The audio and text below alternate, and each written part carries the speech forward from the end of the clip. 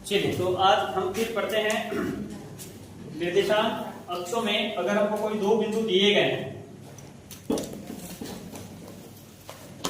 ये निर्देशांक अक्ष है, ये एक्स अक्ष है, ये वाई अक्ष, ये एक्स का धनात्मक अक्ष है, ये वाई का धनात्मक। अब मान के चलो यहाँ पर कोई दो बिंदु दिए गए हैं, एक बिंदु ए है और ये दूसरा बिंदु बी है, ठीक है। और इन दोनों बिंदुओं के बीच की हमको दूरी ज्ञात करनी है कि ये कितने दूर हैं एक दूसरे से, यहाँ से यहाँ तक की दूरी। इसको हम कहते हैं बीच की दूरी। तो हमारे पास दो ऑप्शन है। एक ऑप्शन तो ये है कि हम स्केल रखेंगे ए में और बी तक, और स्केल रखकर इसको नाप, ठीक है। लेकिन ये कब होगा? जब हमको ग्राफ पेपर में छोटे से कॉपी में बनाए हैं। लेकिन अगर शर्त ये कह दे कि हमको बिना स्केल की सहायता से बताना है कि ए से बी के बीच की दूरी कितनी है, तो कैसे बताएं? तो उसके लिए हम सूत्र का निजात करते हैं। ये बिंदु ए है, ये बिंदु बी है। मान के चलो ये मूल बिंदु 0,0 है। यहाँ से बिंदु ए जो है वो x1 दूरी पर है। कितनी दूरी पर? x1 दूरी पर है। और y जो है y अक्ष पर यहाँ से यहाँ तक की दूरी y1 है। तो इसके निर्देशांक क्या हो जाएंगे? x1, y1 होगा। x1, y1। और बिंदु B की जो दूरी है, यहाँ से यहाँ तक की जो दूरी है, यहाँ तक की दूरी है x अक्ष में, मतलब x2। ये भी बात समझ आ गई? मूल बिंदु से बिंदु B जो है x2 दूरी पर, और y अक्ष पर यहाँ से यहाँ तक की दूरी है y2। तो इसके निर्देशांक क्या हो जाएंगे? समझ आ गए यहाँ तक? yes, अब क्या करते हैं, बिंदु A से जो B वाली रेखा है, इस पर एक हम लंब डालते हैं। क्या करते हैं? लंब डाल देते हैं, या ऐसे खींच देते हैं। तो ये मिलते हैं, मान के चलो बिंदु C। क्या आप लोगों को अब ये झंडा टाइप का दिख रहा है? yes, तो झंडा को नहीं देखना है, हमको सिर्फ ए बी सी को देखना है। तो ए बी सी त्रिभुज को देखकर क्या आप लोगों को ये कुछ विशेष प्रकार का त्रिभुज लग रहा है? बिल्कुल। कौन सा प्रकार का त्रिभुज है ये? एकदम सही जवाब है, ये है समकोण त्रिभुज। अगर ये समकोण त्रिभुज है तो इसका एक कोण कितने अंश का होगा? 90। ये तो समकोण होगा। तो अगर इसका एक कोण 90 अंश का है तो वो कोण होगा लंब, इसमें डला है सी में, मतलब ये जो है सी कोण जो है 90 अंश। ये बात भी समझ में आ गई? अब इसको मैं थोड़ा सा बड़ा बना रहा हूं, ये इस प्रकार, ठीक है।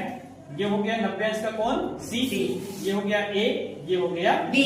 तो जो 90 अंश होता है उसके सामने वाले कोण को हम क्या, सामने वाली भुजा को क्या बोलते हैं? 90 अंश के सामने वाली भुजा।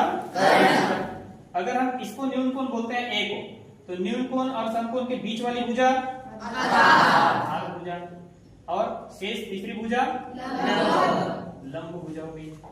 इस कक्षा 9वीं में आप लोगों ने त्रिकोणमिति पाठ पढ़े थे। त्रिकोणमिति पाठ में आप लोगों ने पाइथागोरस प्रमेय पढ़े थे कि कर्ण का बराबर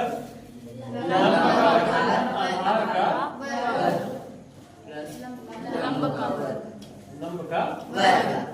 मैं यहाँ पर लंब को बाद में और आधार को पहले ले रहा हूँ, इसलिए ले रहा हूँ क्योंकि आधार x अक्ष है और लंब जो है वो y अक्ष है, इसलिए मैं आधार का वर्ग धन लंब का वर्ग लिखता हूँ। ठीक है, यहाँ तक समझ में आ गया? अब कर्ण, तो कर्ण क्या है यहाँ पर?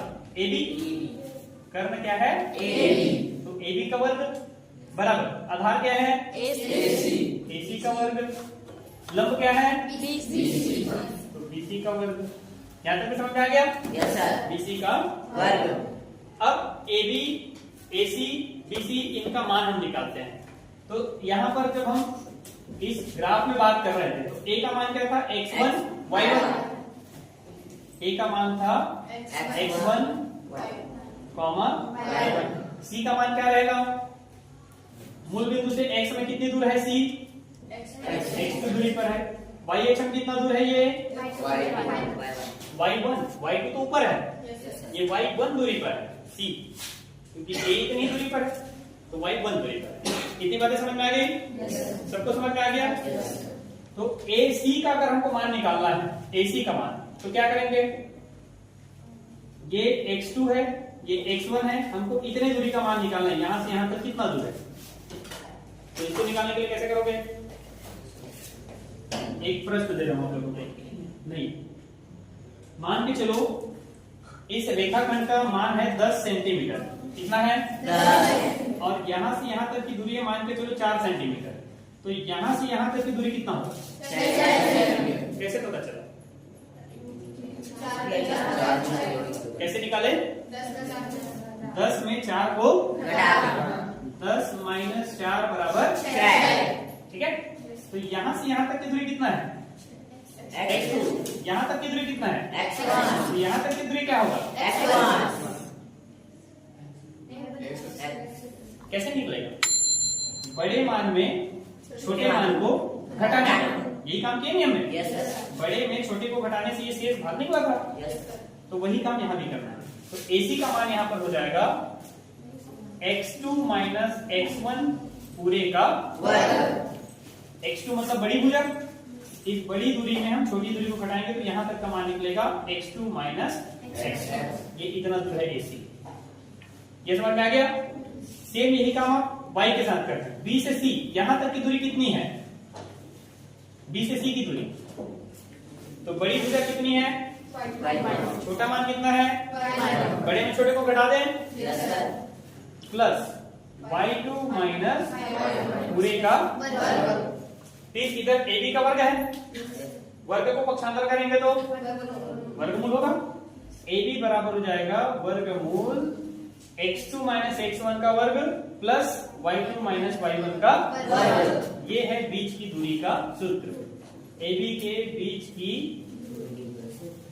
दूरी बराबर वर्गमूल x2 - x1 का वर्ग प्लस y2 - y1 का वर्ग। ये सूत्र हमको याद रखना है। सूत्र कैसे बना ये समझ में आ गया? Yes sir. तो अगर हमें A से B तक की दूरी ज्ञात करना है, मतलब यहाँ पर किसका मान ज्ञात करना है? हमको कर्ण भुजा का मान ज्ञात करना है, और कर्ण का मान ज्ञात करने से हम आधार का वर्ग माइनस लंब का वर्ग वो वाला सूत्र लगाते हैं, तो बीच की दूरी का सूत्र आ जाता है। अब हम प्रश्नावली के एक प्रश्न को देखते हैं। देखिए जैसे प्रश्नावली का एक प्रश्न, प्रश्नावली 2 का पहला सवाल, प्रश्नावली 2 का पहला सवाल, सूत्र याद हो गया? समझ में आ गया सूत्र? सूत्र स्पष्ट है।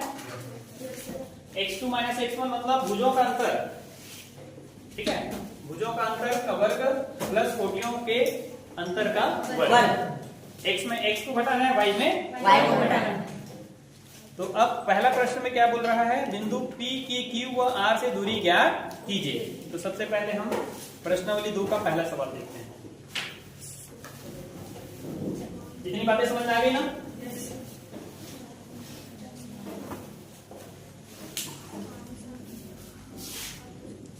प्रश्नावली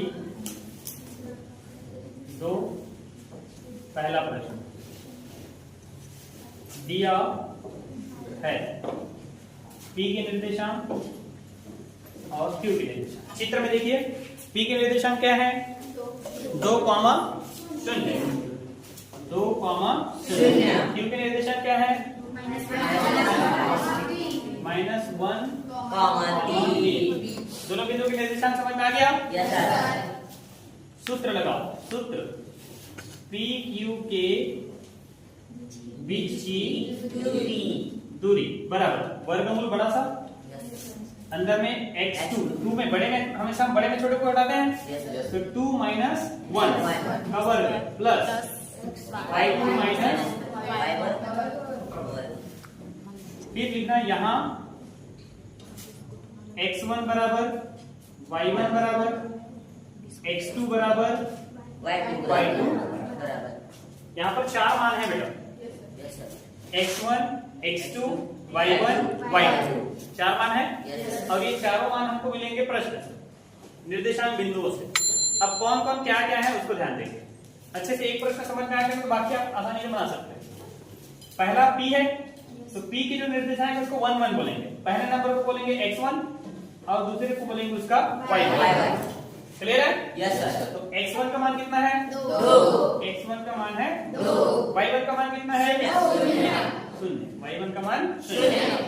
Q दूसरे नंबर पे है। Yes sir. Q बाद में आ रहा है। Yes sir. इसके पहले को बोलेंगे x2 और y को बोलेंगे y2। ये भी समझ में आ गया? Yes sir. तो x2 का मान कितना है? -1। y2 का मान कितना है? 3। अब इन मानों को रख देते हैं सूत्र में, तो बराबर हो जाएगा ये वर्गमूल, ये नहीं चल रहा है, लाल पेन से बना देता हूँ। वर्गमूल x2 का मान कितना है जी? -1। फिर दूसरे का माइनस ना, माइनस x1 का मान 2 का वर्ग प्लस y2 का मान 3, y1 का मान 0 पूरे का वर्ग। ऋण 1 ऋण 2 कितना होगा? 3 जुड़ेगा। Yes sir. तो ये हो जाएगा -3 का वर्ग। 3 में शून्य घटेगा, 3 में शून्य गया 3 का वर्ग। 3 का वर्ग कितना होता है? 9। 3 का वर्ग कितना होता है? 9 और 9 कितना होता है? 18। ठीक है। फिर 18 को और क्या लिख सकते हो? 9 गुना 2 ऐसे लिख सकते हो क्या? Yes sir. 9 दूनी 18। Yes sir. फिर 9 किसका वर्ग है? 3 का। तो 9 का वर्गमूल क्या हो जाएगा? वर्गमूल 9 का मान 3, वर्गमूल 2। तो TQ के बीच की दूरी हो जाएगा, TQ के बीच की दूरी 3 वर्गमूल 2। ये इसका आंसर है, 3 वर्गमूल 2। इस प्रकार से आपको बनाना है। कठिन है? नहीं।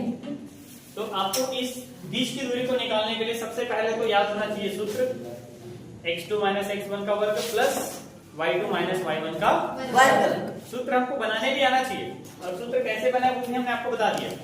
पाइथागोरस प्रमेय लगा यहाँ पर, कर्ण का वर्ग बराबर आधार का वर्ग धन लघु का वर्ग, यहीं से ये मान आया है।